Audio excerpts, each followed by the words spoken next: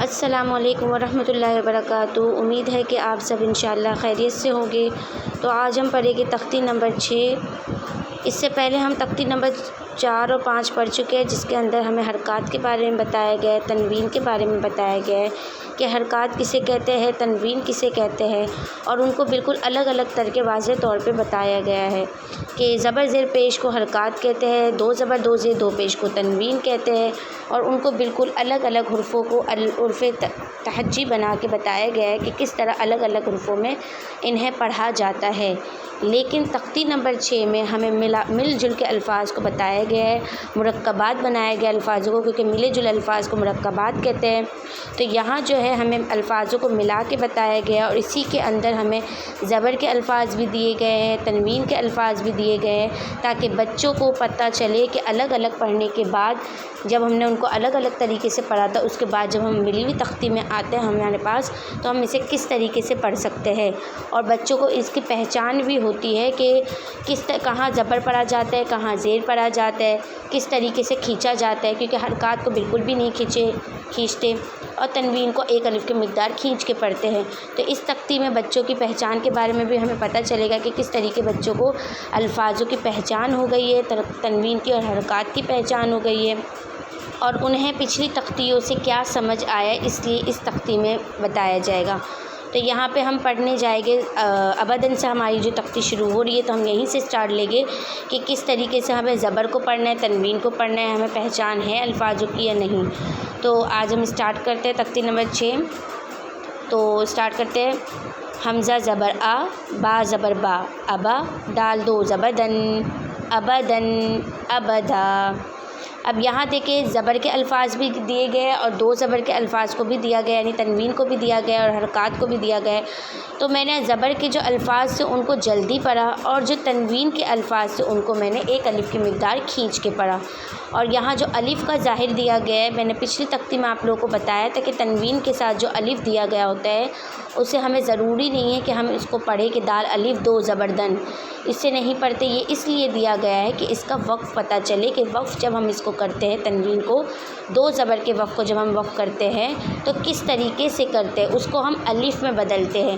تو یہاں جو یہ الف دیا گیا ہے وہ اس لیے دیا گیا ہے کہ جب ہم ابدن پڑھ رہے ہیں، تو جب ہم دوسری دفعہ اس کا وقف کریں گے تو تنوین یعنی دو زبر کا وقف، صرف دو زبر کا وقف کیا ہوتا ہے، اس کو ہم الف سے بدلتے ہیں۔ جیسے کہ ہم نے یہاں کیا پڑھا، ابدن، ابدا۔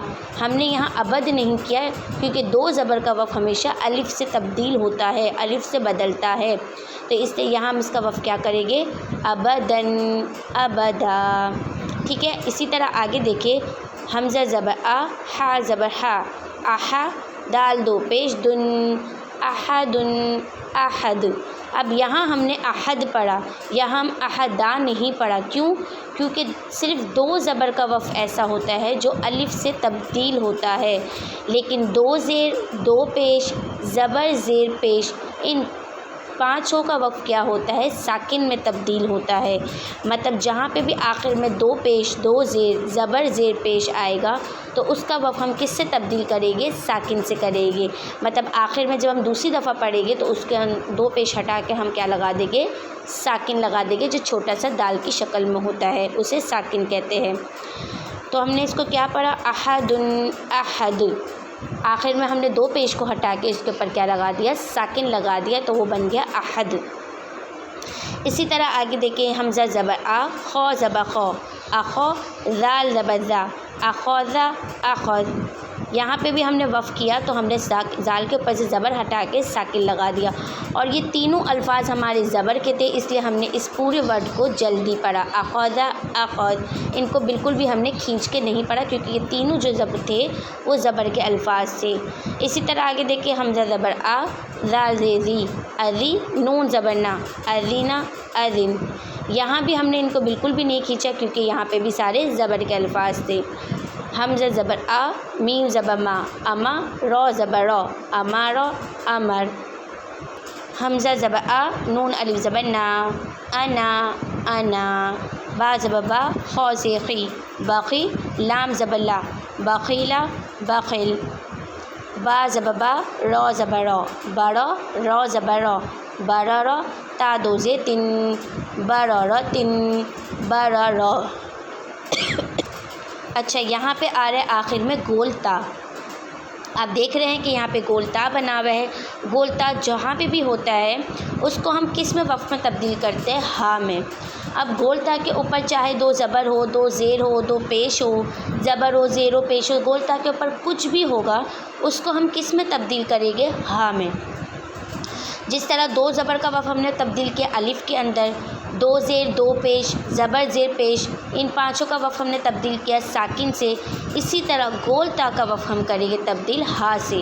لیکن گول تا کے اوپر ہمیں یہ شرط ہوتی ہے، یہ وہ ہوتی ہے کہ جو بھی اس کے اوپر ہو گول تا کے اوپر، چاہے زبر زیر پیش، دو زیر دو پیش، کچھ بھی ہو، وہ ہمیشہ کس میں تبدیل ہوتا ہے؟ ہاں میں۔ مطلب آخر میں ہماری آواز آتی ہے ہا کی۔ کس طرح؟ بررتن، برر، ٹھیک ہے۔ جیم زبر جا، عین زبر آ، جا، لام زبر لا، جعل، جعل، جیم زبر جا، میم زبر ما، جمع، عین زبر آ، جمع، جمع۔ اسی طرح اس پوری تختی کو ہم پڑھیں گے، اوپر والے پیج کو بھی اور نیچے والے پیج کو بھی اسی طرح ہم پوری تختی کو پڑھیں گے کہ اس میں ہمیں پہچان ہوگی کہ زبر زیر پیش، دو زبر دو زیر دو پیش، تنوین کو کہاں کھینچنا ہے، حرکات کو کہاں نہیں کھینچنا۔ اور اس تختی کے اندر میں نے آپ لوگوں کو وقف کا طریقہ بھی بتا دیا کہ دو زبر کا وقف کس طرح ہوتا ہے، دو زیر دو پیش کا وقف کس طرح ہوتا ہے، حرکات کا وقف کس طرح ہوتا ہے، گول تا کا وقف کس طرح ہوتا ہے۔ تو اس تختی میں آپ کو وقف کی پہچان بھی ہو گئی ہوگی اور زبر زیر پیش کی، تنوین کی بھی پہچان ہو گئی ہوگی۔ تو اسی طرح اس پوری تختی کو ہم پڑھیں گے، یہ پوری تختی اسی طریقے سے ہی پڑھی جائے گی۔ تو آپ گھر میں اس کی پریکٹس کیجیے گا، تو آپ لوگ اس کو گھر میں پڑھتے رہیے گا اور اس کی پریکٹس کرتے رہیے گا، انشاءاللہ آپ لوگ کا بھی تجوید میں اچھی ہو جائے گی۔ اللہ حافظ۔